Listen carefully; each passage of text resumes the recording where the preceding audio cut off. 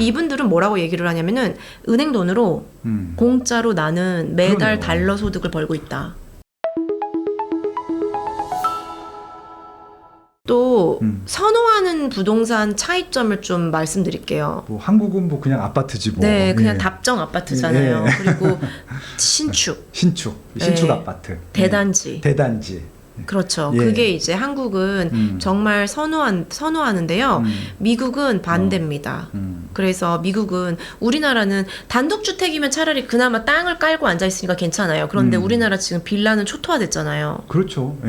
네, 빌라는 정말 투자로 이제 선호하지 않으시는데 그렇죠, 실거주도 그렇죠. 그렇고 예. 근데 미국은 완전 반대예요. 그래서 단독주택이 뭐니 해도 가장 좋고요. 네. 땅도 깔고 앉아있고 프라이버시도 지킬 수 있고 내 마음대로 우리 집을 쓸 수 있으니까 그리고 뭐 층간소음 이런 거 없잖아요. 그렇죠, 그렇죠. 그래서 미국은 오히려 단독주택이 최고. 그 다음으로는 수익형이라고 하면은 오히려 단독주택보다도 다가구 빌라죠. 우리나라 말로. 빌라. 네. 미국 말로 뭐라고 해요? 멀티 유닛이라고 합니다. 멀티 유닛. 네, 멀티 유닛. 예. 그래서 멀티 유닛이 수익률도 좋으면서 땅도 깔고 앉아 있고 여러 세대를 임대 놓을 수 있으니까 장점이 있어서 굉장히 인기가 있는 부동산이고요. 그러니까 한국 사람들이 투자하기 또 멀티 유닛을 많이 하겠네요. 월세 많이 수익률이 하시죠. 높다. 네. 네, 그런 거죠. 월세 네. 수익률이 높으니까. 그리고서 오히려 컨도미니엄 같은 경우에가 우리나라로 따지면 아파트인데 정말 맨하튼이라든지 네. 뭐 일부 하와이의 호놀룰루 메트로 지역이라든지 정말 그 인구 밀도가 아주 높고 땅값이 굉장히 높게 형성되어 있는 일부 도시들 있잖아요. 메트로폴리탄에서 그렇죠. 대도시에서 그 지역에서는 콘도미니엄을 선호하지만 일반적으로는 콘도미니엄은 사서 잘 오르지 않아요. 그래서 뭐 LA에 내가 다운타운에 뭐 콘도미니엄을 샀다. 코리아타운에 콘도미니엄을 샀다. 거의 분양가 그대로 파셔도 네, 실제 이용하시거나 보통은 이제 이런 컨도미니엄들이 위치는 좋잖아요. 맨하튼하고 하와이 호놀룰루 같은 데들은 현지인의 7-80% 이상이 컨도미니엄 네, 살기 때문에 그런 특수한 동네를 제외하고는 일반적으로는 싱글하우스 멀티 유닛을 선호하고 네. 그래서 이렇게 좀 선호하는 부동산이 또 차이가 있다 이런 얘기를 드리고 싶습니다. 아유, 좋네요. 네, 그래서 아무튼 비싼 건 싱글하우스가 제일 비싸겠죠? 네, 멀티 유닛이 비싸죠. 멀티 유닛이라든지. 그래도 비싸요? 네, 집마다 다르기는 한데 그래도 일반적으로 같은 면적이고 같은 동네라고 한다면 멀티 유닛이 더 비싸죠. 수익이 좋으니까. 그럼 저것도 이렇게 관리사무소 그런 게 있어요? 관리사무소가 이제 그 아파트 관리 공동 관리실 이런 것들이 있기도 하고 없기도 한데 있는 곳들을 점점 선호하는 추세예요. 그래서 요즘에 미국도 굉장히 변화된 주거 문화가 뭐냐면은 워낙에 마약 미국이 그치. 총기 사고 맞아요. 있잖아요. 네, 맞아요. 그래서 점점점 사람들이 그 지역에서 게이티드 커뮤니티라 그래서 말씀하신 대로 이런 공동 관리해 주는 관리실이 있는 곳에 그쵸. 약간의 비용을 더 내더라도 그런 게이트가 있는 커뮤니티, 관리실이 있는 곳 그리고 그런 곳들이 수영장도 있고 내가 내 수영장 솔직히 보기에 예쁜데 관리하기 네. 정말 어렵거든요. 그렇죠. 그래서 그런 공용으로 쓰는 이제 그런 수영장, 운동시설 있는 곳들을 선호하고 있어요. 미국 사람들도. 갑자기 이제 궁금한 것들이 네. 이제 한국 사람들은 투자를 하기 때문에 거기 잘 안 가잖아요. 네. 근데 지금 말씀하신 대로 이거는 뭐 아파트는 관리사무소가 있어서 뭔가 문제가 생기면 관리사무소에서 수리도 해주고 고쳐주기도 하고 막 그런 것들인데 네. 지금 말씀하신 싱글하우스는 뭐 그 세대만의 수영장도 있고 네. 그다음에 전구가 나갔어. 네. 보일러가 안 돼. 이러면은 누가 해줘요, 저걸? 당연히 이제 관리, 프로퍼티 매니지먼트 회사들, 이렇게 외국인 투자자분들은 그 관리 회사를 두셔야 돼요. 근데 그 관리 회사가 라이센스가 다 있고요. 그리고 보통 중개사분들이 하세요. 중개사분들이. 네, 그래서 어차피 집을 사주고 팔아줘야 되고 또 임차인을 구해주잖아요. 그쵸. 그러니까 그분들이 뭐 본인들마다 비용을 받으시는 분도 있고 그냥 무상으로 해주시는 분도 무상도 있는데 있어요? 네, 왜냐면은 이미 이제 수수료를 받으셨으니까. 네. 그래서 아니면은 정말 별개로 관리 회사를 선임했다라고 하면은 당연히 수수료를 따로 내셔야 되는 거고. 그래서 관리하는 회사들을 다 두죠. 보통 중개업자, 법인에서 다 해주시고. 네. 네, 알겠습니다. 그걸 걱정할 필요는 없다. 네. 그리고 또 하나 문화가 뭐냐면은 저도 한국에서 부동산 투자를 했었거든요. 근데 우리나라는 오히려 소통이 빠르다고 임차인이 바로 전화하잖아요. 그치, 집주인한테. 그래서 이제 그냥 그 계약서에 전화번호 다 있으니까 중개사 안 통하잖아요. 근데 미국은 전혀 그런 문화가 아니에요. 무조건 중개사. 통해서 그게 또 소통을 좋아요. 예. 하기 때문에 제가 미국을 이렇게 많이 지금 그래도 제가 열심히 사업하면서 250분을 사드렸거든요. 근데 그 제가 얼마나 바빴겠습니까? 그래서 진짜 바쁘셨겠다. 연락을 드리고 싶었는데 못 드렸습니다. 그랬는데 이제 그 250분 중에서 집주인하고 그 임차인하고 연락하는 분은 한국인밖에 못 봤어요. 한국인은 거기서도 연락해요? 네, 한국 집주인밖에 못 봤어요. 네. 아, 참, 예. 그리고 좀 하나 또 추가 여쭤보고 싶은 것 중에 네. 하나가 뭐냐면은, 네. 한국은 이제 아파트를 월세 투자로 투자하진 않아요. 네. 월세가 있긴 하긴 하지만. 네. 근데 미국 이 주택들은, 물론 이제 기본적으로 한국 부자들은 이제 월세 수익도 고려하겠지만 시세 차익도 고려할 텐데, 네. 지금 투자하시는 분들이 이제 목표가 월세 수익률이 더 큰 것 같으세요? 시세가 올라가는 게 더 큰 것 같으세요? 제가 이 정말 좋으신 질문인데요. 네네.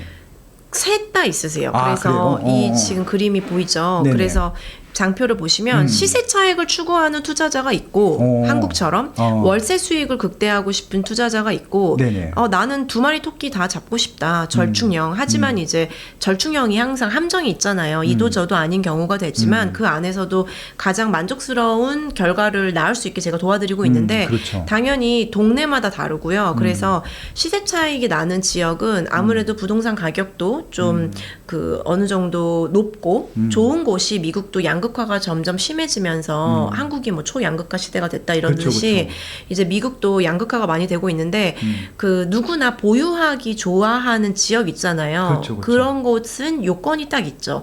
학군 좋고 학군 살기 좋고. 좋고 그리고 뭐 자연 환경이 좋고 치안이 안전하고 그치, 그치. 인프라라든지 교통 편리하고 일자리 많고 이런 지역 같은 경우에는 이미 비싸더라도 비싼 가격을 주고도 더 많이 더 많이 올라요. 올라가. 기울기가. 네. 그래서 이렇게 상급지 투자를 통해서 내가 월세 수익은 좀 포기하더라도 나는 뭐 한 7년 가지고 있으면 2배 정도 올랐으면 좋겠다. 이런 지역들을 투자하는 경우도 있고요. 네. 그 다음으로 두 번째로는 이제 월세 수익을 제가 이게 너무 극단적인 예시여가지고 그 이제 설명을 참고로 들으세요. 상관없습니다. 네, 좋습니다. 그런데 네. 이제 시세 차익이 하나는 있어요. 한국만큼 갑자기 뭐 얼마 전에 이거 6.27 대책 나오기 전에 막 마포가 뭐 일주에 1%씩 오르고 그랬잖아요. 그렇죠. 네. 그렇게 상승하는 그런 어떤 패닉 바잉이라든지 이런 걸로 상승하는 지역은 미국은 사실 없고요. 굉장히 시장이 안정화돼 있기 때문에 네네. 그래서 이제 한국보다는 시세 차익이 보통 덜 난다라고는 말씀드리거든요. 네. 근데 두 번째로 시세 차익형은 그렇고 월세 수익형을 목표로 하시는 분들은 좀 인구가 늘어나고 있고 뭐 이런 기업들이 진출하고 있고 지금은 인프라라든지 학군이라든지 이런 생활 편의성은 좀 포기하고 근데 계속 이제 뭐 일자리가 늘어나면서 인구들이 계속 늘어날 수밖에 없고 그렇죠. 계속 가보면은 막 정말 다 터파기하고 있고 이런 진짜 막 개발이 눈에 보이는 동네들 있잖아요. 그렇죠. 그런 지역에 투자하시는 경우도 물론 있지만 이제 월세 수익형 같은 경우에는 시세 차익은 좀 포기하더라도 그 월세 수익은 미국은 장점 중에 하나가 뭐냐면은 한국은 답이 정해져 있지만 미국은 굉장히 선택지가 넓어요. 그리고 특히나 국가나 인종이 다양하잖아요. 그렇죠, 근데 그렇죠. 나는 학군이 좋고 안정적인 데 살더라도 투자용 부동산은 뭐 히스패닉이라든지 그쵸, 그쵸. 흑인이 있더라도 좀 열심히 일하는 히스패닉들도 있거든요. 그렇죠. 그 친구들은 사실 집을 사기에는 아직 이제 자산은 없고 그치만 월세는 굉장히 높게 형성되어 있는 지역들이 있어요. 근데 그런 지역에 오히려 사시면 같은 캘리포니아여도 여전히 8% 9% 비용을 떼고도 수익이 나는 동네가 있거든요. 이자가 높아도 수익이 나고 그래서 같은 캘리포니아인데도 불과 50분, 40분 정도의 거리에 어떤 지역 얼바인이라든지 오렌지 카운티의 뭐 플러튼이라든지 이런 지역은 수익률이 1%, 2%도 안 나요. 다 떼고 나면. 근데 그쵸. 뭐 정말 바로 50분 정도, 40, 50분 정도의 거리의 지역에 좀 더 덜 자산가들이 살고 하지만 열심히 일하는 그런 다른 인종의 다른 국가의 인력들이 사는 곳에 투자를 해놓으면 그곳은 또 수익률이 8% 9%씩 나는 지역도 있거든요. 그래서 극단적으로 이런 투자자들도 있어요. 예를 들어서 제가 여기 보시면 레버리지를 극대화하는 투자 방법. 지금 아무리 금리가 6%여도 네. 보세요, 소장님. 10만 불짜리 주택을 사요. 이게 한국에서는 워킹하지가 않거든요. 작동이 안 되는데 미국에서는 이런 게 작동을 해요. 내가 10만 불짜리 집을 샀는데 네. 7만 불을 대출을 받아요. 왜냐면 외국인도 70% 대출이 되잖아요. 네네. 그러면은 내 돈은 3만 불만 들어갔잖아요. 그렇죠. 그래서 일단 3만 불로 투자를 시작하는 거예요. 예를 들어서. 그러면은 한 4, 5년 가지고 있었어요. 그래서 뭐 10만 불짜리가 14만 불로 올랐어요. 근데 보면 아시다시피 시세 차익형은 한 5년 가지고 있으면 7, 80%도 오르는 곳이 있거든요. 근데 네. 한 40%밖에 안 오른 거니까 시세 차익은 적잖아요. 하지만 나는 매달 달러로 되는 따박따박 그쵸, 월세를 그쵸. 받고 싶다. 이런 분들 같은 경우에는 14만 불로 상승을 했으면 미국은 이렇다 할 대출 규제가 없단 말이에요. 다주택자든 뭐든. 그쵸, 그쵸. 예, 그래서 어떻게 되냐면 집을 또 살 때든 나중에 집을 가지고 있는 상황에서도